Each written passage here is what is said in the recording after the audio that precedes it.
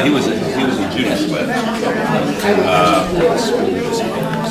remember I was a freshman when they basically yeah. These kids should not have been exhibitions. Yeah, they were real close. Okay, so I'm going to recommend Leviticus. Okay. All right. Well, sorry for the delay. I think I mentioned earlier, if you didn't hear it, I goofed up and I put 2 o'clock on a lot of our flyers, and I put 1 o'clock in the paper. Since we closed at 3 o'clock, 1 o'clock seems like the one to go with. So, anyway, I'm really glad everybody came. This is great that people came out to kind of support our local authors, and I'm really glad that we could have these 3 authors here. I didn't mean to exclude anybody. I just knew of these 3 for sure that live in Culver at present and are novelists. I kind of limited to novelists. So that's kind of the idea. Anyway, what we're going to do is kind of go alphabetically.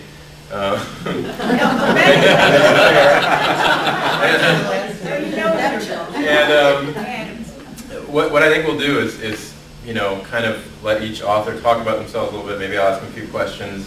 And they're going to read an excerpt from one or more of their writings. So each one will get several minutes to talk. And then at the end, we'll open it up for everybody's questions if they have any, and then we'll do book signing and that sort of thing. So I guess without further ado, our first author is Marcia Adams. And here she is. And maybe if you could just start by telling us just a little bit about yourself and a lot of people probably know here, but when you've been here over 50 years, at least the Culverites will know who I am. I can't tell a lie because everybody could correct me. I'm Marcia Adams, and I've lived here for 50 some odd years in Culver, and moved out of community, and for about 4 years did come back, and I'm glad I did. It's a good growing community. And writing was something I had never dreamed of doing when I was raising 4 children. I never dreamed of going back to school to be a therapist or a counselor, which I did and tried to establish a business here, gave it up, and went into writing. I don't know, the facets of life, how you polish them or put them aside and think, well, maybe I can polish them later and do it again. But it seems like there's been a pattern that's been convenient for me. I say I'm in my trimester of my life, and it's been as good as life can be for an individual, so I have no regrets. My writing, I have regrets about that. I had big plans. My first novel wasn't big, it wasn't important, but I had so many good ideas, grandiose, a million more information than one needed. But I thought that Shadow Patterns, which was laid in Padre Island, I found out that sold it better than any subject could ever do it. People had been to Padre Island, so they wanted to read the book. Well, I bet they were a little disappointed because some of it, my editor, too much description out, this stuff. So that was all right. I needed to be edited. But it started, of course, as a love story, just for the treatment of the story itself. But I had 2 things in it that I was hoping would, somebody latch on to, or an educational system would. Because one was about kids having a video experience where they are the camera, they are the photographer, they are the editor, they are the writer of news that's important to them. Like hey, how do I keep that girl from taking over and I'm 14, she's 16, she's cuter than I am. How do I keep my boyfriend? Now, those are items that are interesting, and I didn't go in detail in the book with that idea, but that was the point of having a video type of education in the high schools, with it sponsored by reliable people and being done by the children themselves, with very little editing except for extreme cases. And this was written in 1996, 7.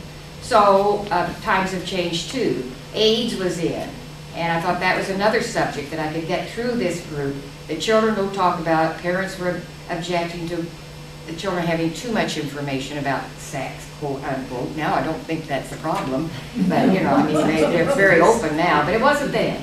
And so then that was kind of a dream that maybe that would take off. It didn't, but it got published, and I enjoyed the endeavor to do it. And the one about the oil company, it continues to be an issue with the gasoline is as priced that it is. How in the heck do they charge you that much for, you know, the gasoline? Why is it up on the weekends and down on the weekdays? I mean, just the ordinary things happening in Culver. So some of those points were made through the characters, and this one gentleman being an oil man himself and trying to explain it to the children so they could have a video on it. So that was the subplot. And of course the other plot was the people getting together in a love situation. I won't read any parts of it. As I say, I think it pretty well speaks for itself.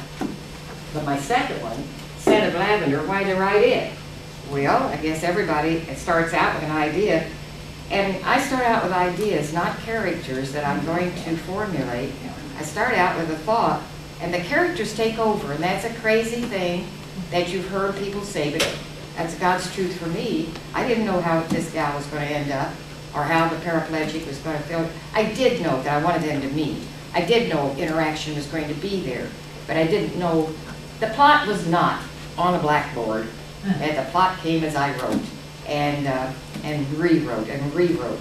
I'm sure a structured person, a mathematician, somebody with that kind of focused mind would have come up and had a marvelous outline, and it works beautifully, I'm sure. I couldn't do that. Maybe I'm dyslexic. I don't know. I had to let it flow and go back and say, no, if that is embroidered here, there's a patch. I need to close up that patch, let those people get acquainted again. And so it just evolved from that. That's the way I write, good or bad, whatever. But I did have one part of this that, I don't know if it came across. I wanted it to.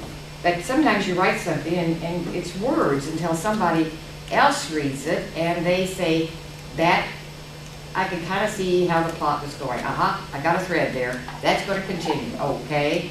And so I was going to read just a little bit of this, where Maggie, the protagonist, the lady that is deaf and has been since childhood and does have her hearing repaired after she's 16 years old, and still has difficulty with hearing, but not as much.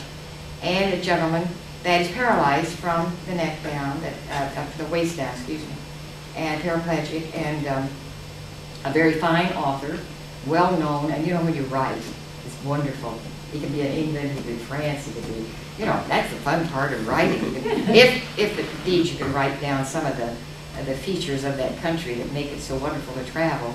But anyway, he has had those experiences because he took care of his life. He took hold of his life and decided that just because he lived differently didn't mean that he was going to be any different when he was with other people or with his writings or his work. And Maggie, shy as she is, introspective as a person, very close to her mother and not audible at all, as vocal at all about expressing herself. She has taken hold of what she could by writing cookbooks. And so that keeps her at home, and she can write and do some service to other people. And he, of course, is limited, but he writes. And this is where they first meet. They have met inadvertently and not timely and did not know each other's names even, when he accidentally bumps into her on a snowy day on the library steps. Yeah. And, so then, of course, he's in a church where they're having a meeting, and they've asked these authors to come and perform, and like Jeff did for us. And and she's there, and she's with the gentleman. Her minister has taken her to hear this, and she's sitting probably like Leah's sitting, about in the middle, and the speakers are up here, and all at once she sees him in this wheelchair. And he's all dressed up, and he looks very nice, like John in his dark jacket, and his shoes, and you know, I mean, looks perfectly healthy, except for the blanket over his knees, and his posture, of course, being in a wheelchair. And so she thinks, well, if he can be up there, I can go over here and sit closer, like Jim's sitting. I can sit up closer and hear him, because I can't hear a thing back here. So her first step in independence, her first step to reach out and say, I can do it. So this is where he is talking at the podium, and close to the end of his presentation, when he seemed to be summing up, he was talking about art and looked over her way, Maggie's way. She could see plainly what he was saying, for he faced her. He says, quote, I've never forgotten a remark Robert McKenna, author of The Sand Pebbles, made to the faculty of the University of North Carolina. Quote, each of us is living our own personal work of art. I was struck with the beauty of his thought and decided this time I pursued my work of art. Be it notable or only gratifying to me, I would try to convey art through the written word. But in the years I've tried to capture such beauty, I have found that, as Mr. McKenna suggested, true beauty is within each individual, the essence of which is harder to capture in words. You don't have to write novels to be a person of substance. We all have dreams and achievements. We all are works of art. And of course that captures her interest. It gives her a feeling of, that's true, I could do this too. So from then on, of course, they're meeting and their lives together take hold, and this is what it revolves around. I had two things that came to mind. The paper today is a wonderful thing, South Bend paper. A blind Notre Dame valedictorian earns MD degree. There's a person that took care of their lives in such a beautiful way, working his own work of art. And another, disability activist led quietly. He was the paraplegic. They were having a team event with the Culver Military Academy, and he inadvertently, innocently, terribly, was hit and knocked against a pole, and it paralyzed him from his neck down.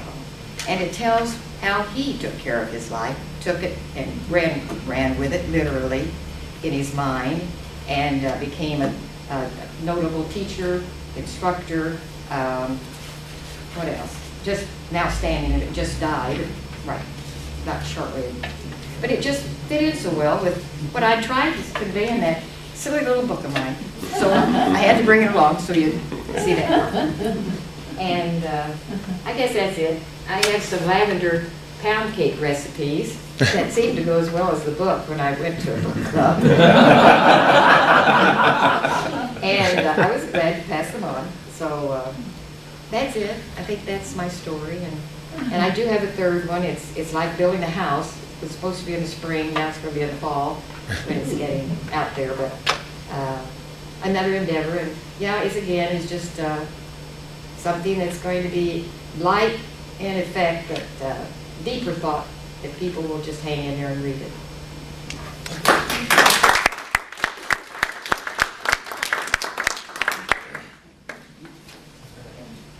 Maybe I'll just ask questions for everybody.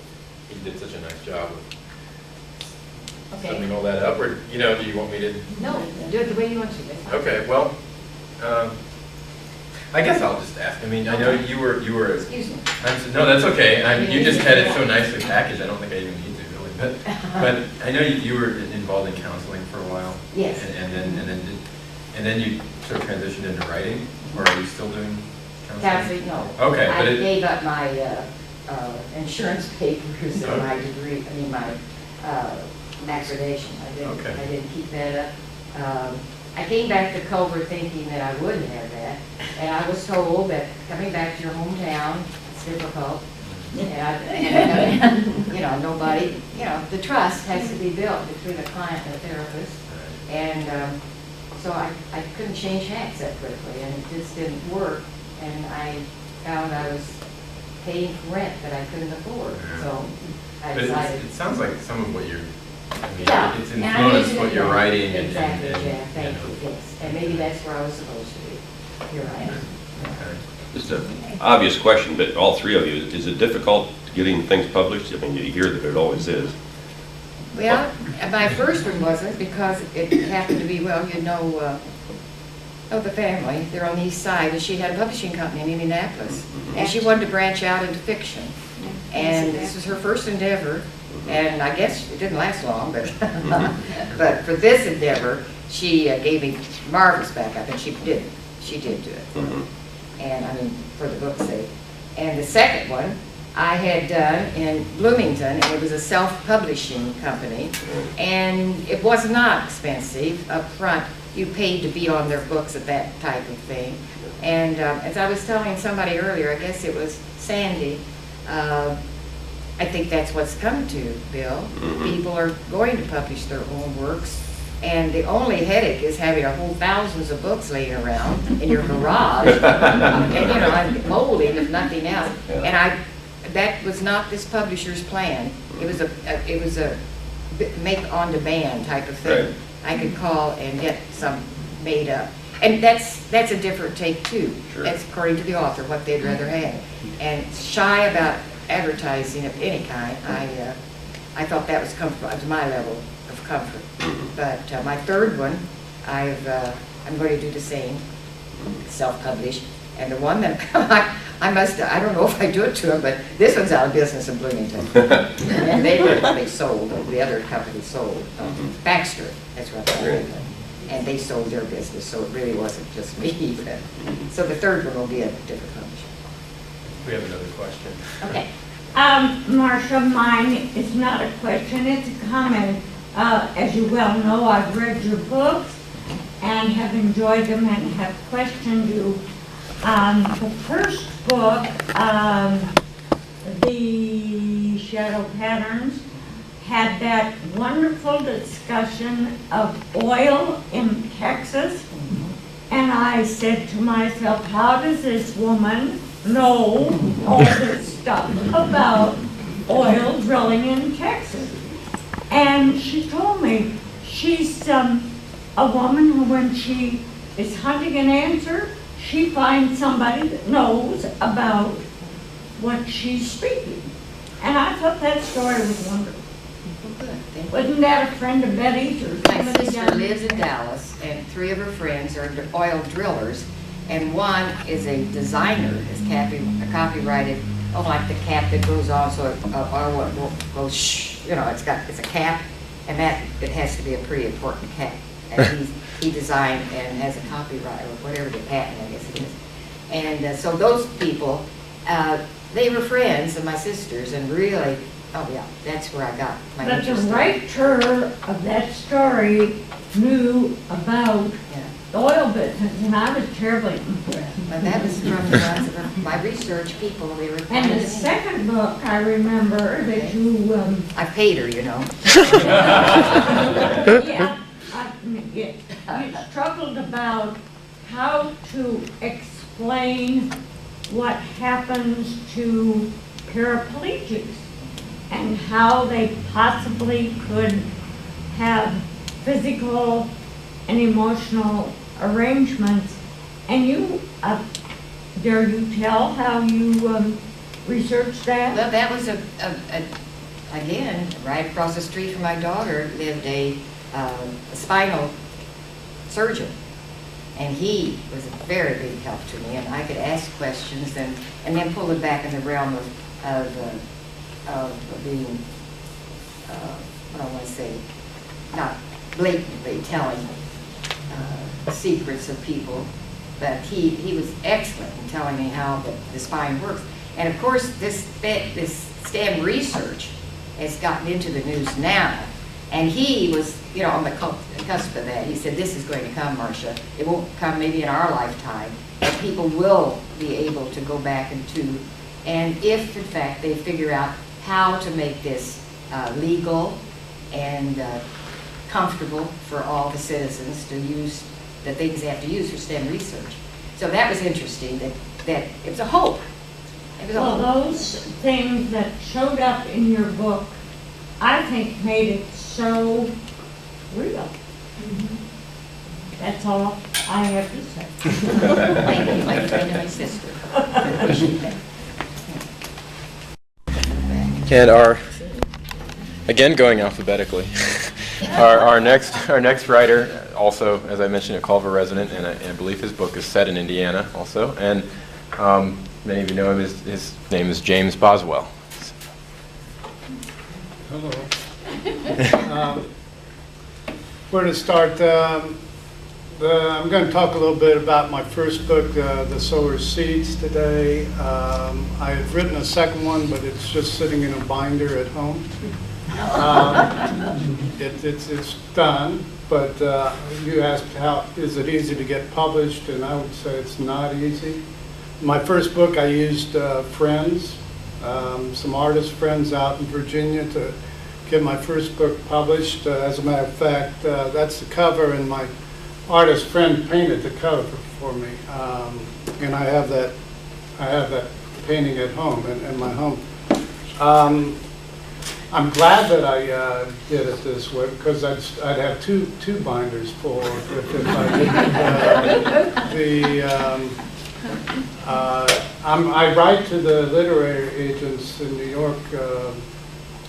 I cycle through them about every 3 months, you know, and you got to be used to getting rejections quite a bit. But you just have to be persistent, and they hardly take the time to look at what you do, so you just have to keep trying to sink another hook in it. Anyway, as many of you know, I grew up here in Culver. My parents lived here after they got out of high school and spent their whole lives here. I have brothers and sisters that grew up here. I left Culver, and I spent about 25 years in D.C., and at the age of 52, I got tired of just kind of the rat race and the stress of everything, and I decided that, as a matter of fact, I said I was going to live the last half of my life differently than I did my first half. And although part of my first half was here in Culver, I was a little bit younger, but so I moved back to Culver, and it was the smartest decision that I think I've made. Anyway, I came back, I was driving back, and I was going to bring my work back with me, by the way. They were going to let me work back here and continue that, but on my way back, I said, if I'm going to change my life, I probably need to drop that too. And it took me, it's funny, I got an office across the street over here with my nephew, Chris Klein. By the way, my sister is Carolyn Klein, and was at the academy and was the head of the English department over there. And necessarily, I used her as my editor, which you can't do any better than to have your sister. I mean, she's good literary-wise, and then plus, she knows enough about me that could, decide what was right and what was wrong with what I was trying to get done. It's funny, though, I spent about 3 weeks when I first got back here talking with the guys in D.C., and they were trying to hassle me to keep going, and I finally said, no, I can't do it. After about 3 weeks, and it's funny, the day after those 3 weeks, all of a sudden it came to me. I was thinking, by the way, I did always want to write the great American novel. I did. I was like Marcia, I was a math major, so you don't really, my literary credentials aren't humongous, but I lived in the business world, and I did write all through my career and so forth, but more technical and more bureaucratic type of material. But anyway, it was funny that the day after I was able to really cut off my work in D.C., the whole idea for my book, The Sower Seeds, came to me, and in 2 days I wrote down the complete outline. As I wrote the outline, as I wrote from that outline, I did make some adjustments, as I think we all would do as you start to write. But I would say I kept 75% of my original outline, and I knew what I wanted to do throughout the novel. So that was one of those, I guess eureka type of moments that you get that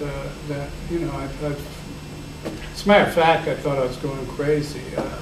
And as I was writing the novel, I was always kind of worried that this is but anyway, The Sower Seeds is my first book. And people ask me what The Sower Seeds is about. Some of you have read it.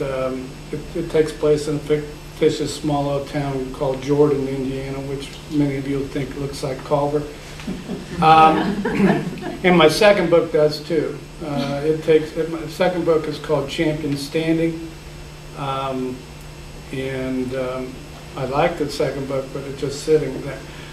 But what I thought I would do, because rather than read from the book, okay, because when they say what's it about, the story's about, in very, very short order, very, very quickly in the book, I essentially have this family with 3 children, and I essentially kill off the mother and set the 3 children out in the world, essentially three different families in Jordan, take each of the children in and raise them differently.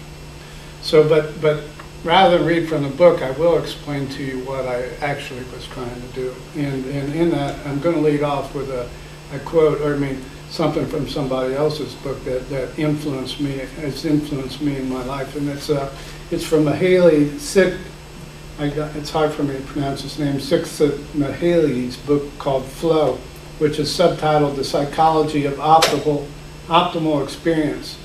And in his chapter on the making of meaning, he says, "There's a consensus among psychologists who study such subjects that people develop their concept of who they are and of what they want to achieve in life according to a sequence of steps. Each man or woman starts with a need to preserve the self, to keep the body and its basic goals from disintegrating. At this point, the meaning of life is simple. It is tantamount to survival, comfort, and pleasure." And that's the first step. When the safety of the physical self is no longer in doubt, the person may expand the horizon of his or her meaning system to embrace the values of a community, the family, the neighborhood, a religious or ethnic group. This step leads to a greater complexity of the self, even though it usually implies conformity to the conventional norms and standards. So that's the second step. The third step, the next step is development, involves reflective individualism. The person again turns inward, finding new grounds for authority and value within the self. At this point, the main goal in life becomes the desire for growth, improvement, the actualization of potential. And then finally, the fourth step, which builds on all the previous ones, is a final turning away from the self, back towards an integration with other people and with universal values. In this final stage, the extremely individualized person, like Siddhartha, letting the river take control of his boat, willingly merges his interests with those of a larger whole. So that's what I used for that's what I was working from. I put these 3 children out there. I wanted to write the 3 children to grow at different levels. The little girl that I put in it, I wanted to only grow to that first level of growth. Her name was Enola Gay. Second child was Indy. I called him Indy. I had him kind of where I wanted him at the second level of growth, and then Hurricane, the third child, I wanted to write to what I would consider. And when I mentioned Siddhartha here, that's reference to Hermann Hesse's book called Siddhartha, which is a pretty famous book. And so that's kind of, I was trying to write Hurricane to that third level. The reason I bothered saying this is I was trying for my 3 main characters to write to these levels. And Hurricane was my attempt to write the Siddhartha level. In that, I used Carlos Castaneda's concept of a man of knowledge, okay, for Hurricane. Not Castaneda's full-blown concept, but one that I prefer, a more simplified one that he talks about 4 enemies to beat, and that's fear, clarity, power, and old age.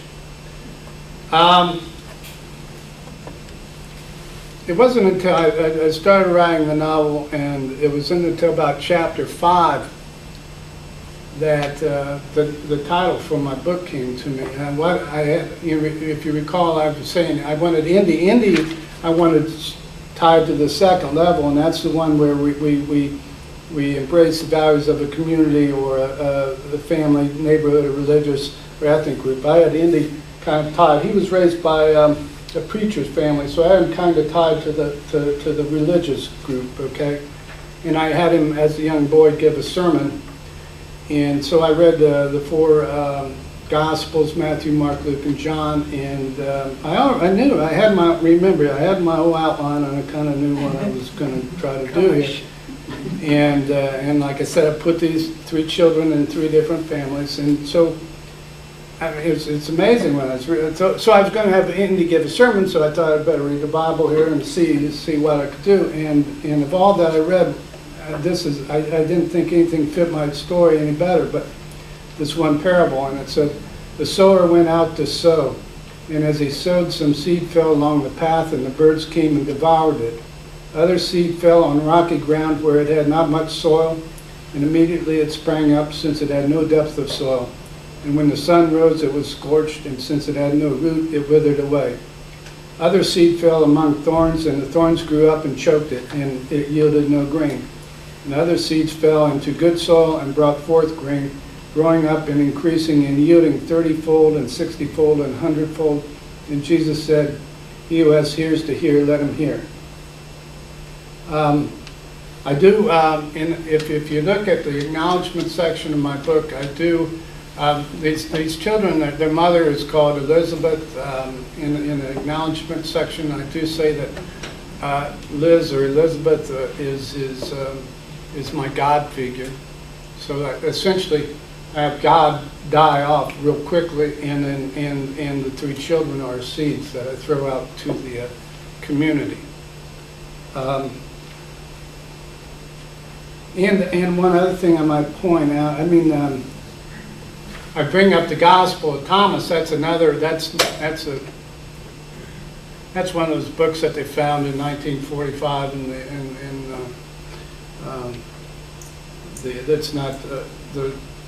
it's not been incorporated into the Bible yet, but I use that as my upfront quote. I had about 5 quotes that I was going to use in trying to explain what I do, but in that one I used from the Gospel of Thomas. I do say, I profess that the novel does not take on any specific religious bent. At the beginning of the novel, I have the clouds floating aimlessly and easterly in the sky, and that was my viewpoint as I started writing. It was.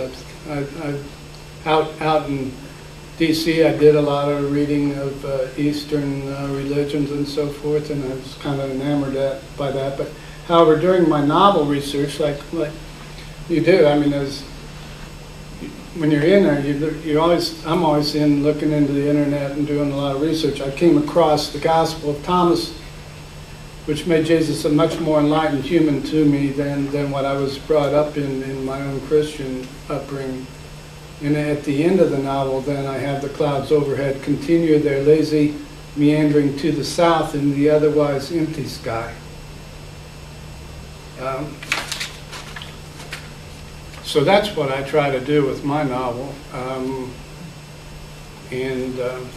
it's about Culver. My other one, by the way, my second one is, I call this my Siddhartha novel. The second novel is my Romeo and Juliet novel. And it takes place somewhat similar. This one starts in 1947, comes up, follows these children all the way up to the modern times. My second one starts in 1941 and follows Abby and Art from that time up to the time, but it's my Romeo and Juliet story. But it also takes place in Jordan and has a lot of Culver, I think, in it too. So that's what I've done.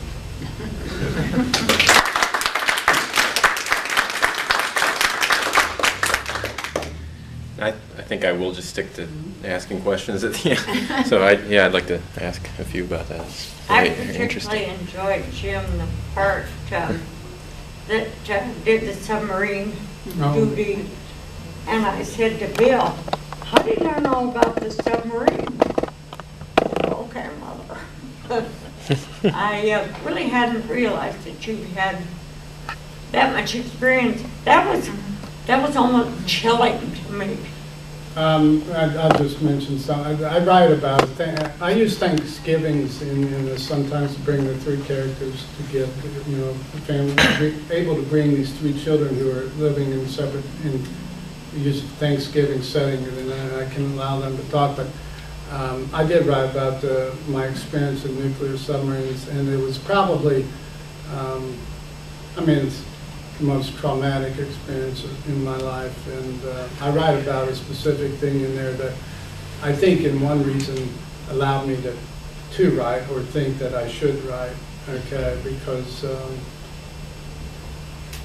some of the things I wish we wouldn't have to do, or wish the world wasn't in such a position that we had to be that way. Well, yeah, thank you. And again, we're going to have a sort of an audience question interaction thing for everybody at the end. And so our next, going alphabetically, I think we've reached the end of our alphabet. Our next writer, many or most of you or all of you probably know him, from Culver also, is John Houghton. Hi. Yeah, the three of you who aren't my relatives or former teachers, this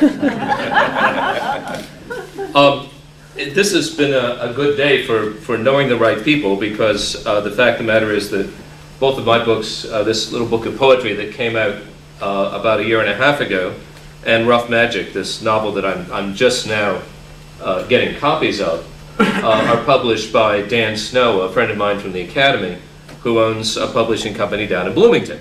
So apparently, knowing the right people is half the battle in this process. Rough Magic is also a story set in a town not too dissimilar to our own. In this case, there's a sort of second-level joke to it, that the town in the story is called Annandale, which is Meredith Nicholson's name for Culver in The House of a Thousand Candles. So it's like, here's Culver, and then here's The House of a Thousand Candles, and then here's Rough Magic sort of built one step up on top of that.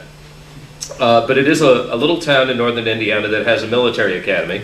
And amazing, isn't it?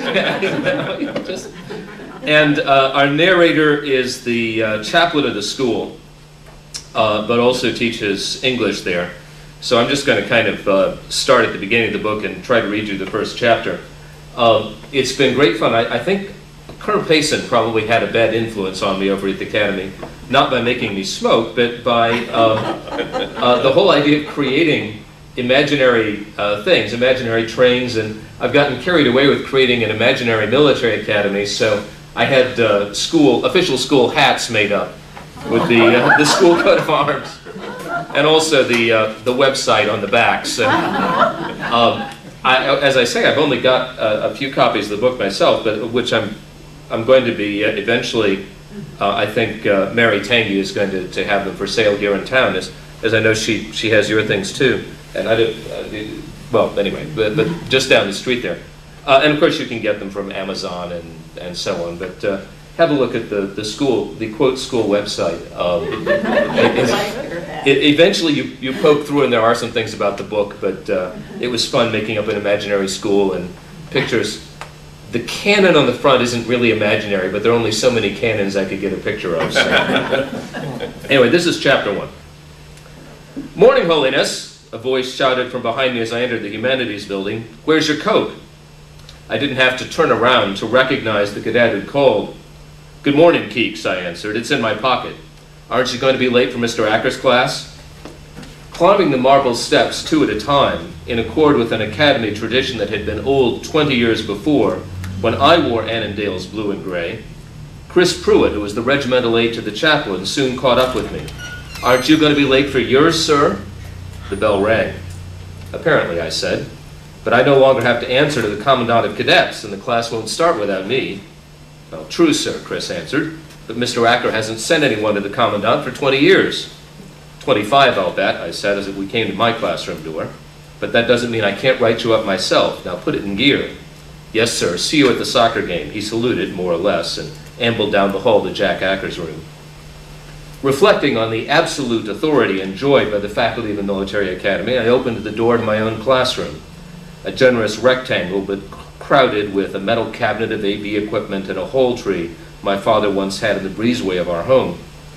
With my seniority at AMA, I had a corner room. Jack Acker could have had it, but preferred to have one with more wall space. Mine had blackboards on one wall and a bulletin board adorned with an old National Geographic map of Shakespeare's England on the other. One set of windows looked west to the auditorium, and the other south over a parking lot and the Annandale Inn to the lake that had enchanted my pioneer ancestors more than 150 years before. Alumnus and native son, teacher, and priest, I was as much in my element as one could hope to be. Tom Adams, the section marcher, called my third classmen, sophomores we called them in the civilian world, to attention. "Sir," he reported, "the class is formed, one man absent." I tried to look a little more military than Chris Pruitt had done when I returned Adams's salute, but between reaching for my MA gown and trying to remember where I'd stopped in my lecture on the witches in Macbeth the day before, I'm not sure I was very successful. A quick glance over the 15 boys standing beside their desks didn't reveal the absentee, but my poor memory for faces is notorious. "Very good, Mr. Adams," I said. "Whom are we missing?" "Mr. Brandon, sir." "Oh, Larry, where's he?" "He's in court, sir." "In court?" "Yes, sir. They said he's getting a divorce from his parents, sir." So much, I thought, for keeping the chaplain up to date on counseling problems. Emancipation is the word, I think, Tom, not divorce, but we can look it up during vocabulary drill. Give the class seats, please. Now, this runs through his teaching day, which we don't need to fiddle with, but at the end of the day, Rob English, who's the cadet, the senior cadet, the regimental commander, and Richard Platt, who's the personnel officer from the artillery battalion, stopped to talk to him, or stick around to talk to him. "What's wrong, guys?" I asked, taking a last sip from the Coke, my fourth of the day, which I had been nursing all period. "Are you the only innocents in this mass of perdition?" He's thrown out the class because they haven't done their homework. And the kids apologize for not doing that. But actually, Father, Rob said, confession is more in the line of what we wanted to talk to you about. You know, more the Beretta than the mortarboard. "Oh, I see," I responded, trying not to read their faces for some hint of what was up. Rob was so fair that he probably could have gotten by without shaving for 2 or 3 days in a row, though that certainly wasn't the sort of attitude that had made him the highest-ranking cadet in the Corps. His jaw was square, his eyes an unrevealing blue. I realized irrelevantly how infrequently one saw his eyes. He managed to wear his pilot's sunglasses almost constantly, just the way some of the troopers gave the impression of sleeping in their boots and spurs. Richard, who'd gone over to shut the classroom door, had brown eyes that seemed huge even from halfway across the room. They somehow counterbalanced his considerable nose, a feature which gave him from some angles the look of a rather startled rainbow trout. In this case, though, it was more than being startled. Whatever they want to talk about, I thought, this boy is scared. I gestured toward the stool that hung with my MA hood on a coat rack near the door. "Do we need..." Rob shook his head. "No, Father, it's not actually us. Something's come up in B Battery. Richard talked to me about it at DRC, and I said we should see you before we went to PE." "What about the battery?" I said. "Did you talk to the unit commander or the consular or the battalion commander for that matter?"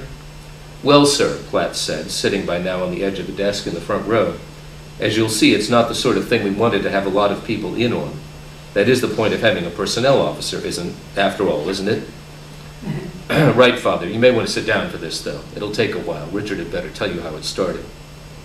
And he goes on to describe some of the odd things that are happening. There are 2 kids named Reese Kirkfleet and Tom Adams. "I don't know Kirkfleet," Jonathan, the chaplain, said, "but Adams is the section marcher in my first period class." "Yes, sir. Well, as I was saying, Adams has always been a little odd. Sort of a new age type, playing with crystals and hypnotism and that kind of thing. By itself, that's just been kind of a standing joke. But now Kirkfleet has gotten into the act, and it seems like he's making more of it somehow. They're having these little sessions in Adams's room on Friday and Saturday nights, and that has me worried."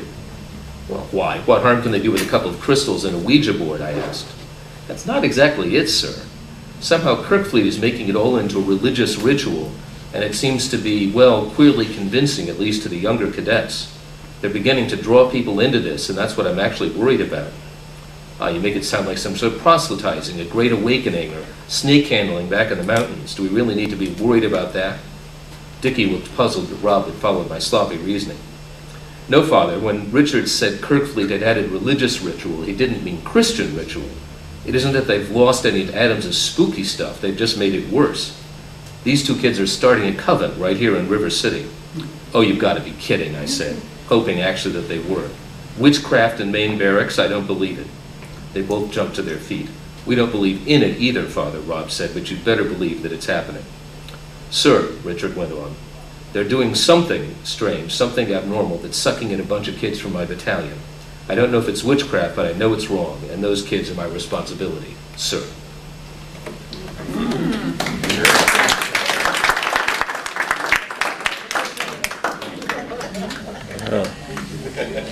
All right. Questions from the audience for any, the floor is kind of open for any of our, any of our writers. I know I have a few, but everybody carry on. What was your background in D.C.? You mentioned you were out there. I got a master's in public administration from Indiana, and then while I was out there, I worked for about 4 years at the Department of Energy, and before that I was in nuclear submarines. But then I decided I didn't want to be in the bureaucracy, so I went up to Philly and got my master's in business administration.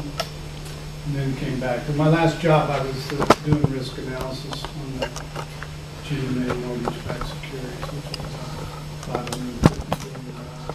I mean, it was a good job, but stressful. And Culver's a lot better.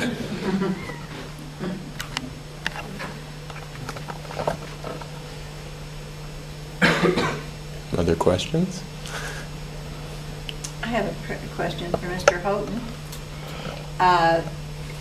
If my book club should read your book, would you be available to attend one of our meetings when we discuss it? Sure, I'd be happy to. I finally found a job.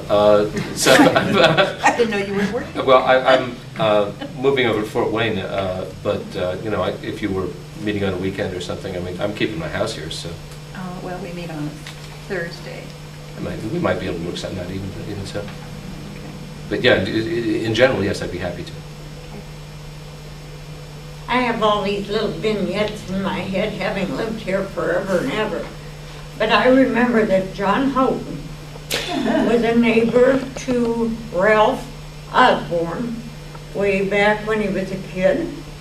And Ralph Osborne said, that kid is the smartest kid I ever met in my life. Yeah, these rumors keep popping up, and we're trying Isn't that exciting, though, to have that as a rumor rather than, you know, that little stinker? So what are you doing in Fort Wayne?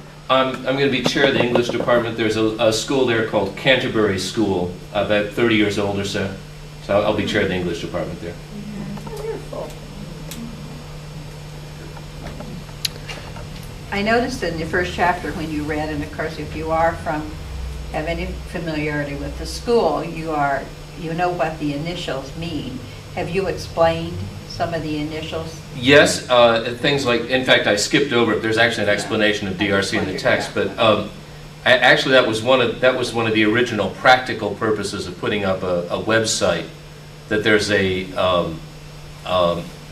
as if you were a parent sending your kid off to the school, there's a list of all the school abbreviations on the website as well.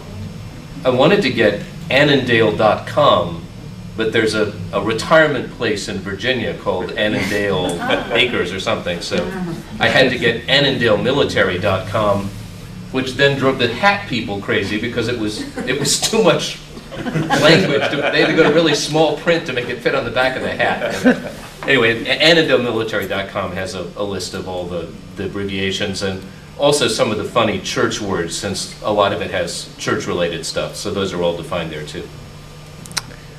Incidentally, for those that are curious about this, if you haven't seen it, I thought the occasion of John's novel coming out and being set in Culver was worth some mention in the press. So I did a little interview with him for the Culver Citizen. So this week's Citizen has, you know, and it's really focused on. It's about half the interview that he wrote. Yeah, it is cut off. It's like, and it's sort of an odd point. It's just sort of, it's gone. But that, you know, but I appreciate her putting it in and all. So, but there is a lot of fun little Culver. I mean, if you are familiar with Culver, there's a lot of little, almost kind of in-jokes, I think, in the book about Culver, the Culver area. Do I dare tell a story about you? Everyone else does. Do you remember Now, my I have to say, husband? I'm sitting next to my den mother from Cub Scouts. You were in Myron's classes, weren't you? Yes, absolutely, Ms. Banner. And I don't know the details of the story, but you had a 50-cent piece and you were turning it very carefully. And I don't know whether you were counting the spaces, but you made some very important comment about that study of that coin, and I wondered if the math side of your... Well, I had a sequence of perfectly good math teachers at school, and then it kind of dropped off about halfway through my senior year, about 3 months earlier than it should have to keep my grade point average up. But, no, I ended up being an English major in college, so the whole math side dropped out of it. But actually, I remember from when we were juniors in Mr. Benner's class that he gave us a math problem to do that he kind of thought that we should be able to manage. I've since managed to stump the chairs of the math departments at 3 different prep schools that I've taught at with Mr. Benner's problem. I've started keeping the thing in capital letters. But there's actually a story in the book that comes from something that happened. I had gone down to IU, something Mr. Roos had arranged for, there was a summer Latin program at IU. So I'd gone down there. I was in naval school and winter school, and I didn't own any civilian clothes, you know, so I went down to this week-long thing in Latin in my naval school uniform. And that was all, well, I wouldn't say it was all well and good, but at least it was only a little bit strange. But at the same time, and in the same building we were living in, there was some sort of an Air Force Reserve affair going on. So I was sitting out in front of my building at IU, and I'd gotten used to having to salute all morning. You know, just walk along like this, because all these officers were there in uniform. I was sitting out in the front, and I was on a bench with slats in it, and I had my, you know, the kids wear their commissioned officers' belts with the little saber chain hanging down. So my saber chain, unbeknownst to me, had gotten caught in the end of the thing. So here comes like 3,000 Air Force officers, so I'm trying to be good boy to jump up and salute, and the chain wouldn't let me get up, you know. So it was like, luckily, who should be the first Air Force officer to come along than Mr. Benner, so at least he understood what the problem was. Yeah, it really was, you know. Your children will enjoy that story. Well, I have a story of local interest. It has absolutely nothing to do with these 3 authors. Okay. Another, well, it does with one of them. John was graduating from Harvard. And at that time, his dad was the caretaker at the Wesley Methodist Church, you may remember.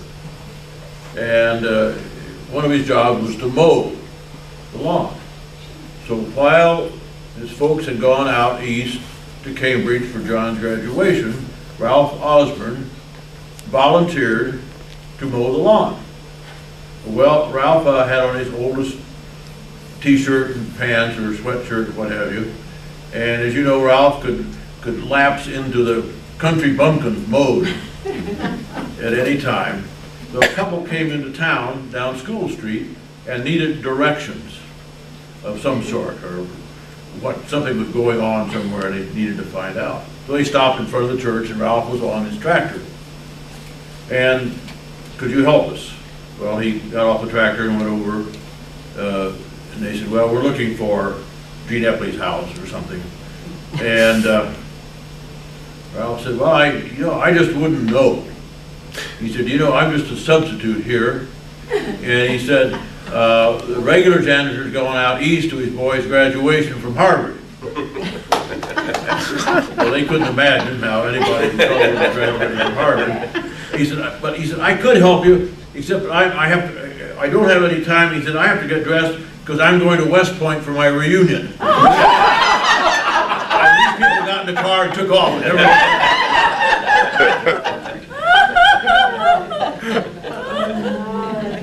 That has to do with John because he has had such a distinguished academic career. I had a question though, more serious vein. You came from a small town high school, a private military academy, and a medium-sized high school in southern Illinois. English departments of varying sizes, or counselors and principals different perhaps. Did the English departments at your schools have an influence on you? Here it is quite a few years later when you all become authors. I'd like to have any or all of you respond. I went to public school here, but a couple of things. One, I had my sister as an English teacher. So, and it's funny because I was looking back. One of the most influential books when I was growing up was Huckleberry Finn. You know, you read that in high school or whatever. And after I'd written this, I went back and I got my copy, the copy that I had, and I opened it up, and Carolyn had given it to me for my 10th birthday. So I think it's just something I kind of grew up with, but I always admired my sister. And so I think she had some influence, but then I always read a lot too. So. Now, I wasn't hurt by going to public school here at Culver, whether it was math or English or anything else. I mean, I'm a math major and went into nuclear physics and stuff. So I always feel very grateful to the teachers that I had here in Culver. My school was small, about the size of Culver actually. And I had a Miss Kirk, Edna Kirk, and she was my English teacher, and she was tough. And I loved her dearly because everything that she said was right on the mark that you had to learn. And I remember that, oh my gosh, some obscure type of poem, and there was a bird in the poem. And then on the test, she said, what color was the bird? And I still remember, but that is such a point to me that she made read in detail. Don't just skim it, read what you're writing. Now, of course, you enjoy a poem, and you don't have to have a test on it. But I go back to her detail as an English teacher. She was in a small town, but she lived in a small lake. Of course, I had good reading teachers when I started off. There was people in town, and a lot of people encouraged me to write. I think from pretty early on. Now that I think of it.